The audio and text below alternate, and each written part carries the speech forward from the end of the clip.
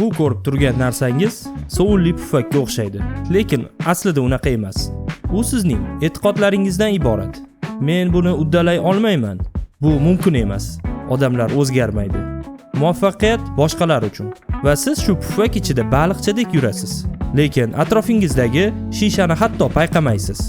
Liminal tafakkur kitobi oddiy fikrlash haqida emas. Bu cheklangan fikrlashni sindirish, bo'lish, tashqariga chiqish haqida. Liminal tafakkur o'zi nima? Bu o'z e'tiqodlaringizni haqiqat emas, balki fikr deb tan olish g'oyasi. Bu o'zingiz qurib olgan devor tashqarisiga chiqish. Bu sizni yillar davomida cheklab turgan ishonch tuzilmasini buzish jasorati. Kitobning asosiy g'oyasi. Siz o'ylayotganingizdek o'ylamaysiz. Siz o'zingizga qulay bo'lgan tarzda o'ylaysiz.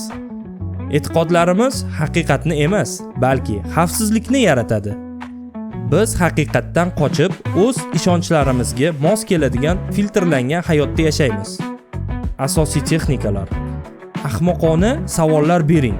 Ular beton qoidalarda yoriq ochadi. Javob berishda shoshilmang.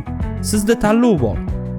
Men o'ylayman va bu shunday degan fikrni ajrating. Ular bir xil emas. Shubhalanishga ruxsat bering. Aynan mana shu sizni ongli insonga aylantiradi. Nega bu muhim? Chunki har qanday yangilik ilmda ham, biznesda ham normaga shubha qilgan odamlardan boshlanadi. Galiley yer markazda emasligini aytdi.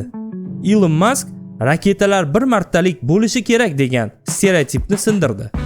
Endi navbat sizda. Xulosa: liminal tafakkur bu tafakkurning o'zi haqida tafakkur. U o'z shiorlaringizni ko'rish va yechish qobiliyatidir. Omad yor bo'lsin.